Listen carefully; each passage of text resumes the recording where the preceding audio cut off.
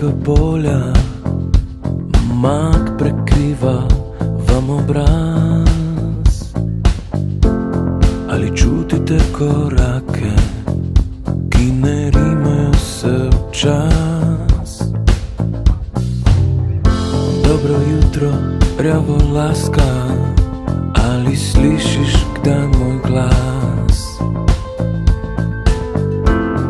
Ko voziš se po mestu, tam si ti, a tu sem jaz.